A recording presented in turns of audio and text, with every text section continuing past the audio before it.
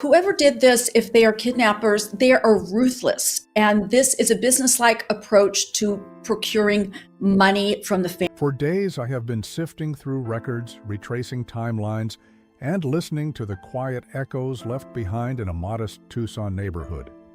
At the center of it all is Nancy Guthrie, an 84-year-old grandmother whose sudden disappearance has unsettled not only her family, but people across the country.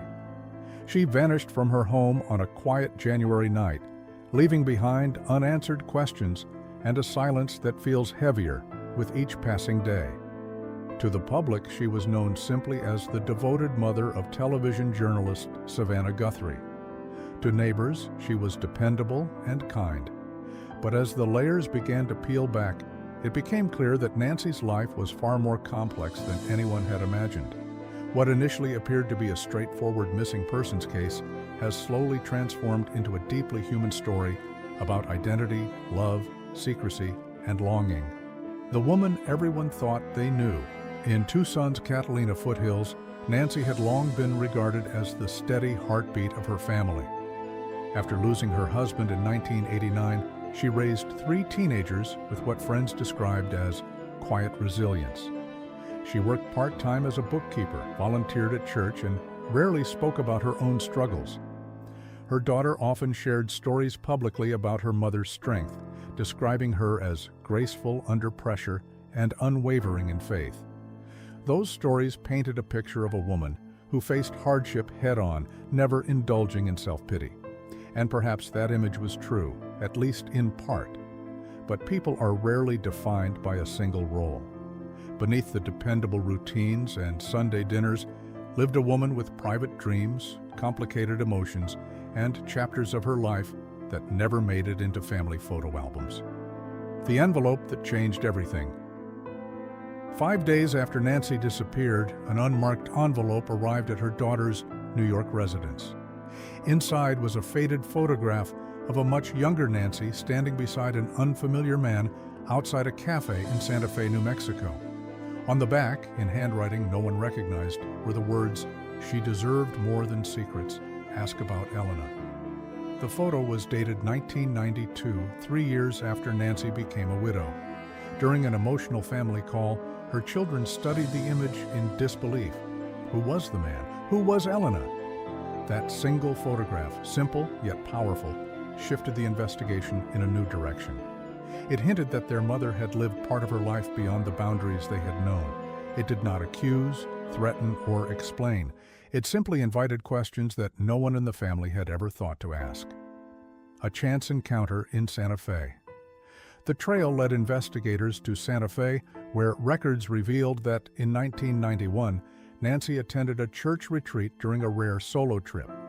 There she met Victor Ramirez, a widowed gallery owner originally from Mexico City.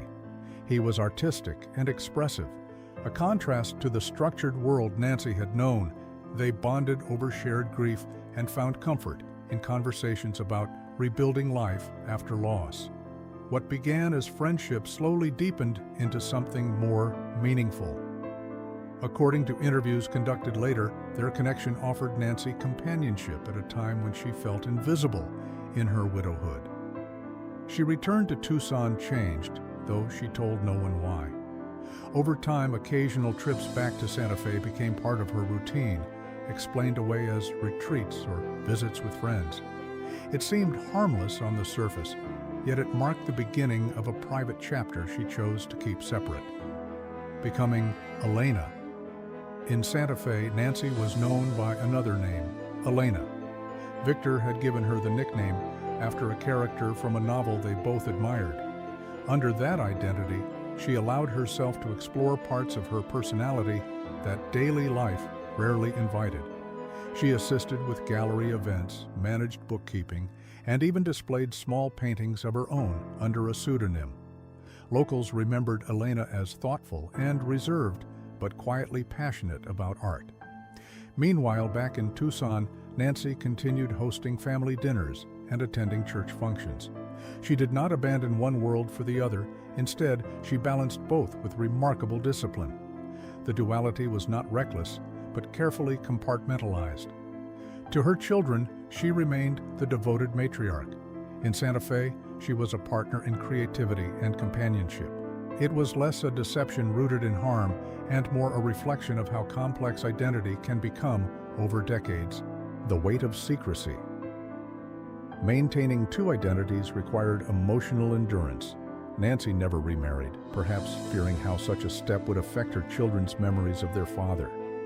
She kept letters in a locked box under her bed and paid cash during her trips to avoid leaving digital trails. Over time, secrecy became routine, yet secrecy, even when born from tenderness, carries weight. Friends later described moments when Nancy seemed distant or fatigued. Victor reportedly encouraged her to share the truth with her family, believing honesty might free her from anxiety. But she resisted. She worried her children would feel betrayed or confused. In her mind, protecting them meant preserving the version of herself they depended on. What she may not have realized was that love and honesty are not opposites. They often require each other. Health, fear, and growing anxiety. As the years passed, Nancy's health began to decline. Chronic pain and heart issues limited her travel. The pandemic years intensified isolation, confining her mostly to Tucson. According to statements given during the investigation, she sometimes expressed feeling watched or uneasy in the months before her disappearance.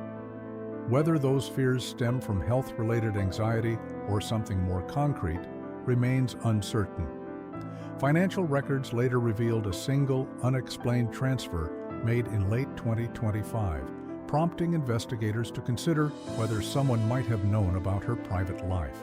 Still, speculation must be handled carefully. There is no confirmed evidence of coercion or wrongdoing tied to her relationships. What is clear is that Nancy was navigating aging, health challenges, and emotional strain while trying to preserve two worlds that mattered deeply to her. The night she vanished. On January 31st, 2026, Nancy disappeared after a family dinner. There were no signs of forced entry or theft. Small traces of blood were found inside and outside the home, but investigators have not publicly detailed conclusions. The absence of clear evidence has only deepened the mystery. Some initially speculated her disappearance might be linked to her daughter's public profile, but the revelation of Nancy's connection to Santa Fe broadened the possibilities. Law enforcement interviewed Victor, who cooperated fully and provided decades of correspondence confirming their long relationship. He described Nancy as someone who deserved happiness without shame. For her children, this information was overwhelming. They were grieving not only her absence, but also the realization that their understanding of her had been incomplete. A family confronts complexity. During a private family meeting after learning about Elena, emotions ranged from confusion to sorrow. How could their mother have kept something so significant hidden? Yet, alongside those questions came empathy. They began recalling unexplained retreats and subtle shifts in her mood over the years. Slowly, a more nuanced image of Nancy emerged, not a woman who deceived out of malice, but one who struggled to reconcile duty with personal longing. Public reactions have varied, but the family has asked for privacy and compassion.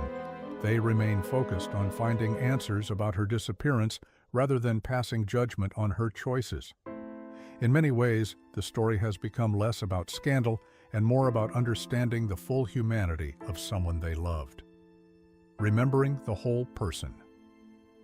Nancy Guthrie's story challenges the idea that people can be reduced to a single identity. She was a mother, a widow, a friend, an artist, and in Santa Fe, Elena. These roles did not cancel each other out. They coexisted, even if imperfectly.